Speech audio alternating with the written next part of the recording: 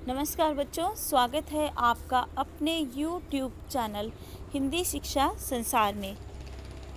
बच्चों, हम जूझ पाठ पढ़ रहे थे, जिसके तहत हमने पूरी कहानी को जाना एनिमेशन के द्वारा। उसके बाद इसके महत्वपूर्ण बिंदुओं पर भी चर्चा की। आज हम इसके महत्वपूर्ण प्रश्नों पर चर्चा करेंगे। प्रश्नों पर चर्चा करने से पहले एक बार फिर बता देती हूँ, जूझ का अर्थ होता है संघर्ष करना, विषम परिस्थितियों में भी संघर्ष करना, उसको अपने अनुकूल बनाने की कोशिश करना। तो सबसे पहला प्रश्न इस पाठ से बनता है, जूझ शीर्षक के औचित्य पर विचार करते हुए यह स्पष्ट करें कि क्या यह शीर्षक कथानायक की किसी केंद्रीय चारित्रिक विशेषता को उजागर करता है। तो कथानायक, जो कथा का नायक है, आनंदा, और आनंदा के जीवन को हमने देखा, जो इस पाठ के माध्यम से दर्शाया गया था कि कहानी के शुरू से लेकर कहानी के अंत तक वह संघर्ष करता हुआ हमें नज़र आता है अपने जीवन में। कभी पढ़ाई के लिए संघर्ष करता है, कभी खेतों में संघर्ष करता है। तो जूझ शीर्षक का औचित्य मतलब ये जो शीर्षक है, ये कहाँ तक उचित है। क्या कहानी का शीर्षक कहानी के अनुसार ठीक बैठता है? तो इसका उत्तर होगा कि पाठ का शीर्षक किसी भी रचना के मुख्य भाव को व्यक्त करता है। जूझ का अर्थ है संघर्ष। इसमें कथानायक आनंद ने पाठशाला जाने के लिए संघर्ष किया। आनंदा के पिता ने उसे स्कूल जाने से मना कर दिया, लेकिन पढ़ने की तीव्र इच्छा ने उसे जीवन का एक उद्देश्य दे दिया। उसने विद्यालय जाने के लिए पिता की जो शर्तें मानी थी, उनका पालन किया। वह विद्यालय जाने से पहले बस्ता लेकर खेतों में पानी देता। वह ढोर चराने भी जाता। उसके पिता ने उसका पाठशाला जाना बंद करवा दिया था, किंतु उसने हिम्मत नहीं हारी। पूरे आत्मविश्वास के साथ योजनाबद्ध तरीके से आगे बढ़ा और सफल हुआ। आनंदा ने मास्टर सौंदलगेकर से प्रभावित होकर काव्य में रुचि लेना प्रारंभ किया। इससे उसमें पढ़ने की लालसा, वचनबद्धता, आत्मविश्वासी एवं कर्मठता तथा कविता के प्रति झुकाव आदि चारित्रिक विशेषताएं देखने को मिलती हैं। तो बच्चों, हम कह सकते हैं कि जूझ कहानी का जो नायक है आनंदा, वो कहानी के शुरू से लेकर कहानी के अंत तक संघर्ष करता हुआ नज़र आता है। वो अपनी माँ को पढ़ाई के लिए मनाने के लिए संघर्ष करता है। माँ की सहायता से दत्ता जी राव के पास जाता है ताकि दादा को मनाया जा सके। दादा ने भी पढ़ने से पहले उसके सामने कुछ शर्तें रख दी और उन शर्तों के साथ उसने अपनी पढ़ाई जारी रखी। पढ़ाई करने गया कक्षा में, तो वहाँ पर भी जान पहचान के बच्चे नहीं थे। बच्चों ने बहुत उसको परेशान भी किया, कुछ शरारती बच्चों ने। और पाठ्यक्रम में भी वो बहुत पीछे था, क्योंकि 2 महीने ही बचे थे, बाकी पूरी पढ़ाई हो चुकी थी। तो उसने कक्षा में अपनी पहचान बनाने के लिए भी संघर्ष किया। फिर कविता में रुचि जगी, कविता को लिखता था, तुकबंदियाँ करता था, खेतों में काम करते करते कविता गुनगुनाता था, लिखने की कोशिश करता था। तो उसका जीवन शुरू से लेकर अंत तक संघर्ष से भरा हुआ है। तो इन सब के आधार पर हम कह सकते हैं कि जूझ शीर्षक उचित है और कथानायक की जो विशेषताएं हमारे सामने उभर कर आती हैं, उसमें ये पॉइंट बन सकते हैं, बिंदु बन सकते हैं: पढ़ने की लालसा, वचनबद्धता, आत्मविश्वासी एवं कर्मठता तथा कविता के प्रति झुकाव। तो इनको हम बिंदुवार अच्छे से विस्तार रूप देकर एक्सप्लेन कर सकते हैं। प्रश्न संख्या 2, स्वयं कविता रच लेने का आत्मविश्वास लेखक के मन में कैसे पैदा हुआ? उत्तर: लेखक की पाठशाला में मराठी भाषा के अध्यापक न. सौंदलगेकर कविता के अच्छे रसिक व मर्मज्ञ थे। वे कक्षा में सस्वर कविता पाठ करते थे तथा लय, छंद, गति, यति, आरोह, अवरोह आदि का ज्ञान कराते थे। लेखक इनकी कविता देखकर बहुत प्रभावित हुआ। इससे पहले उसे कवि दूसरे लोक के जीव लगते थे। सौंदलगेकर ने उसे अन्य कवियों के बारे में बताया।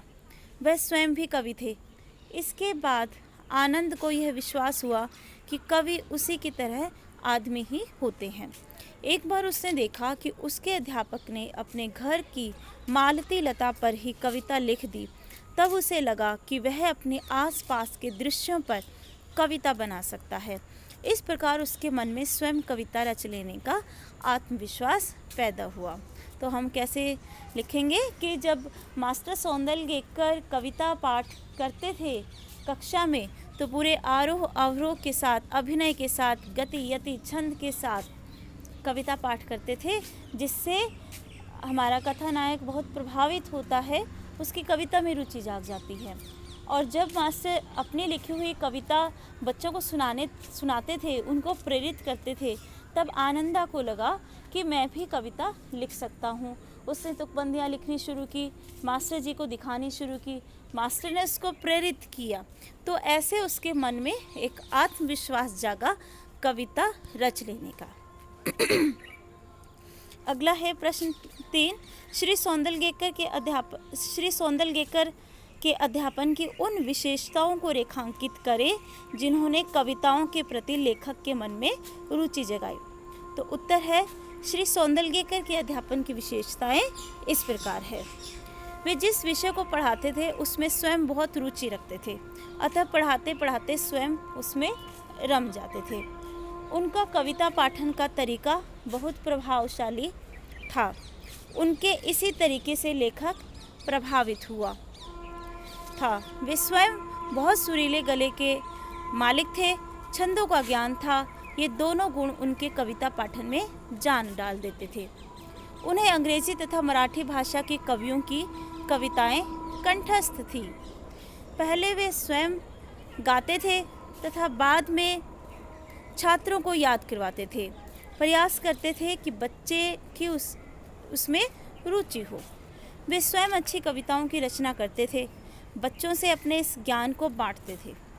उनकी ये सब विशेषताएं थी जिन्होंने उनके अध्यापन को बहुत अच्छा बना दिया था। तो एक अच्छे अध्यापक की विशेषताएं, उनको अपने विषय का ज्ञान होना चाहिए, विषय को रुचि के अनुसार पढ़ाना चाहिए और इस तरीके से पढ़ाना चाहिए कि बच्चे भी उसमें रुचि लेना शुरू कर दें। और जैसे मास्टर सौंदलगेकर लेखक का आत्मविश्वास बढ़ाते थे उसको प्रेरित करके, इसी तरह बच्चे के आत्मविश्वास को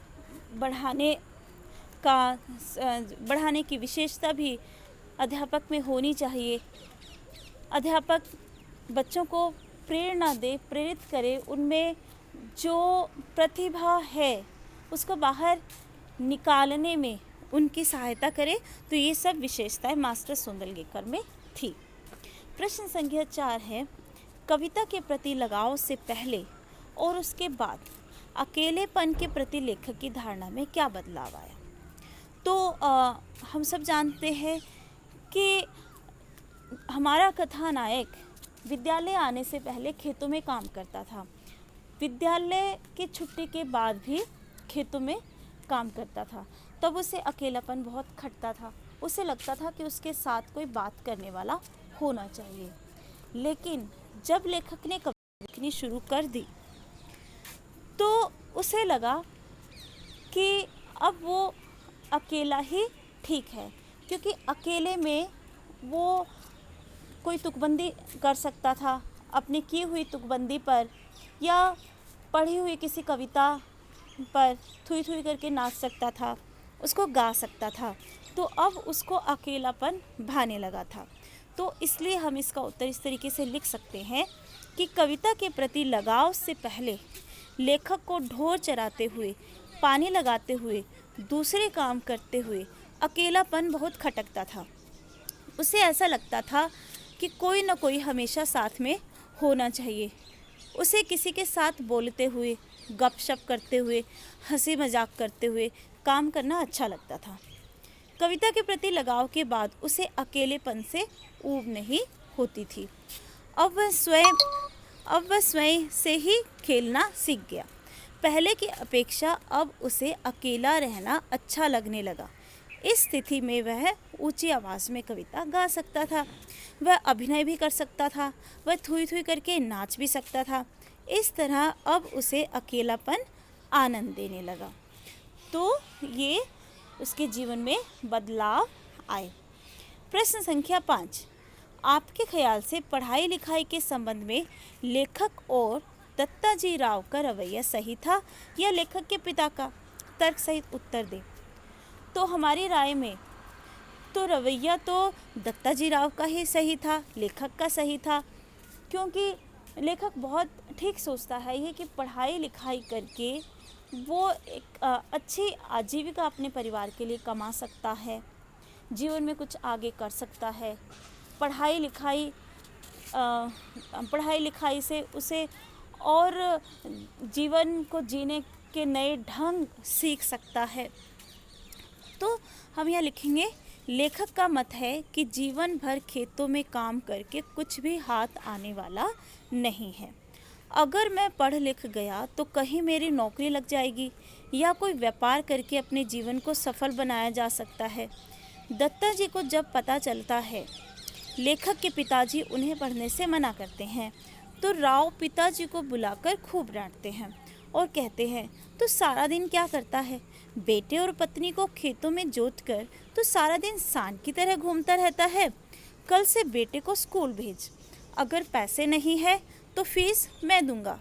पिताजी दत्ताजी राव के सामने हाँ करने के बावजूद भी वे आनंद को स्कूल भेजने के पक्ष में नहीं थे। हमारे ख्याल से पढ़ाई लिखाई के संबंध में लेखक और दत्ताजी राव का रवैया लेखक के पिता की सोच से ज़्यादा ठीक है। तो समय के साथ हमें बदलाव लाना चाहिए, क्योंकि लेखक को ये भान हो चुका था कि आने वाले समय में खेतों से इतनी आजीविका नहीं कमाई जा सकती, इसलिए उसके लिए पढ़ना लिखना बहुत ज़रूरी है। प्रश्न संख्या 6, दत्ताजी राव से पिता पर दबाव डलवाने के लिए लेखक और उसकी माँ को एक झूठ का सहारा लेना पड़ा। यदि झूठ का सहारा न लेना पड़ता तो आगे का घटनाक्रम क्या होता? अनुमान लगाएं। तो इसमें बच्चों आप सब अपनी कल्पना के अनुसार, अपने अनुमान के अनुसार आप अपनी राय दे सकते हैं। तो मैंने जो उत्तर लिखा है उसमें दत्ताजी राव से पिता पर दबाव डलवाने के लिए लेखक और उसकी माँ को एक झूठ का सहारा लेना पड़ा। यदि झूठ का सहारा न लेते और सच बताते कि उन्होंने दत्ताजी राव से पिता को बुलाकर लेखक को स्कूल भेजने के लिए कहा है, तो लेखक के पिताजी उनके घर न जाते, उल्टा माँ बेटे की पिटाई कर देते, लेखक को खेती में झोंक देते। क्योंकि हमने पाठ में देखा कि लेखक का पिता पढ़ाई के बिल्कुल विरुद्ध है और वो चाहता है कि उसका बेटा खेत में काम करता रहे, और अगर वो ऐसा नहीं करता तो वो उसकी खूब पिटाई भी करता है। क्योंकि माँ भी एक बार कहते हैं कि बरहेला सूअर की तरह गुर्राएगा, तो इससे हमें पता चलता है कि वो बहुत डांटता भी है। तो माँ बेटे को बहुत डांट पड़ती। प्रश्न संख्या 7, जूझ कहानी का नायक किन परिस्थितियों में अपनी पढ़ाई जारी रख पाता है? अगर उसकी जगह आप होते तो उन विषम परिस्थितियों में किस प्रकार अपने सपने को जीवित रख पाते? उत्तर, जूझ कहानी का नायक आनंदा अर्थात लेखक की छात्रावस्था में परिस्थितियाँ अत्यंत विपरीत थी। उसके पिता के लिए खेती ही सब कुछ थी। पढ़ाई लिखाई के प्रति उसकी सोच अच्छी न थी।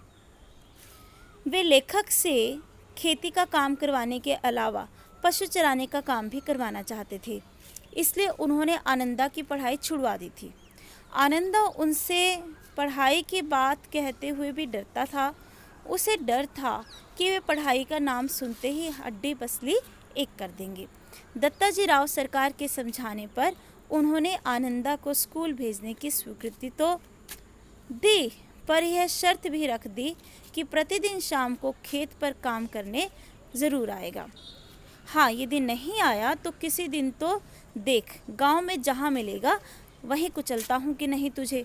तेरे ऊपर पड़ने का भूत सवार है, मुझे मालूम है, बालिस्टर नहीं होने वाला तू। इसके अलावा लेखक का दाखिला 5वीं कक्षा में हुआ, जहाँ 2 लड़कों को छोड़कर बाकी सारे लड़के नए थे।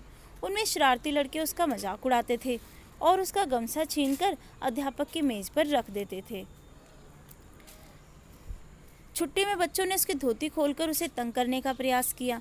फिर भी लेखक अत्यंत परिश्रम से अपनी पढ़ाई के प्रति समर्पित रहा। यदि लेखक की जगह मैं होता तो इन परेशानियों का सामना करता और विपरीत परिस्थितियों के बीच में भी लेखक की तरह अडिग रहता और अपनी पढ़ाई के लिए कठिन मेहनत करते हुए अपने सपनों को जीवित रखने का हर संभव प्रयास करता और सफलता प्राप्त करता। तो बच्चों, इसमें बताया गया है कि लेखक की जो परिस्थितियाँ थी वो विषम परिस्थितियाँ थी। पिता पढ़ाना नहीं चाहते थे, पढ़ाने के लिए तैयार हुआ तो शर्तें रख दी, लेकिन और कक्षा में जब गया तो वहाँ पर भी 2 महीने में पूरा पाठ्यक्रम उसको पूरा करना है। बच्चे भी परेशान करते थे, तो सारी परिस्थितियाँ उसके अनुकूल नहीं थी। इसलिए विषम परिस्थितियाँ, जो परिस्थितियाँ अनुकूल ना हो, लेकिन ऐसे में भी उसने हार नहीं मानी, उसने संघर्ष किया, वो अडिग रहा कि मुझे पढ़ना है।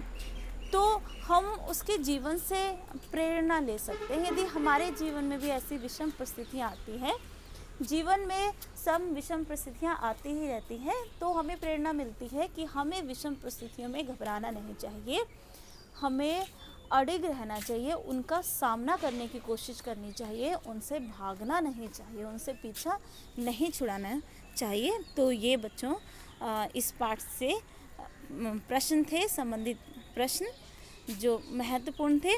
अंतिम प्रश्न के उत्तर में काफ़ी टाइपिंग मिस्टेक हो गई, उसके लिए मैं माफ़ी चाहती हूँ और आशा करती हूँ आपको समझ आ गया होगा। धन्यवाद।